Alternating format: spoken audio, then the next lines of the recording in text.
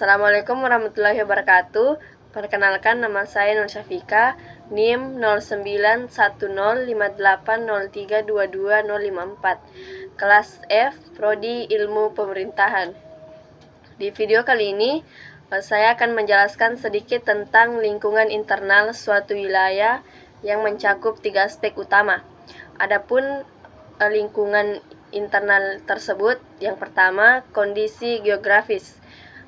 Kondisi geografis menyelidiki aspek topografi, iklim, dan geologi yang memengaruhi struktur dan karakteristik suatu wilayah. Yang kedua, sumber kekayaan alamnya, memeriksa keberadaan dan potensi eksploitasi sumber daya alam seperti hutan, air, dan mineral dalam konteks pembangunan ekonomi. Yang ketiga, kondisi demografi, merujuk pada faktor-faktor populasi seperti jumlah, distribusi usia, dan struktur keluarga yang memengaruhi kebutuhan dan dinamika sosial. Adapun yang selanjutnya yaitu lingkungan sosial, terdiri dari 4 komponen utama. Yang pertama, lingkungan politik, merujuk pada sistem politik, partai politik, dan proses pembuatan kebijakan di suatu wilayah. Yang kedua, lingkungan sosial budaya, melibatkan norma, nilai, bahasa, dan kebiasaan dalam masyarakat, memiliki dampak besar pada perilaku sosial, konsumsi, dan pengambilan keputusan dalam kehidupan sehari-hari.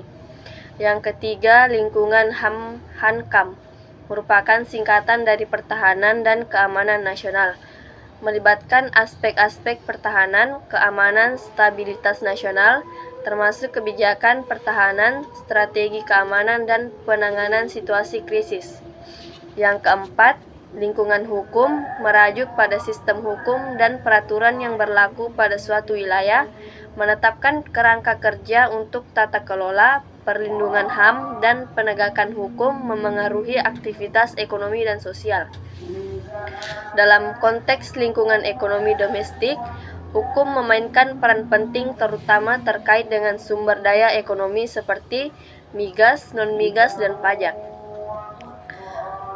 Sumber daya migas merupakan hukum mengatur eksplorasi dan distribusi sumber daya minyak dan gas. Perjanjian kontrak, pajak, dan regulasi lingkungan adalah aspek hukum yang signifikan dalam industri migas. Yang kedua, sumber daya non-migas. Hukum memainkan peran dalam pengelolaan dan pemanfaatan sumber daya non-migas seperti pertambangan, hutan, dan tanah. Regulasi hak kepemilikan, izin eksploitasi, dan tanggung jawab lingkungan termasuk dalam kerangka hukum ini. Yang ketiga, sumber daya pajak.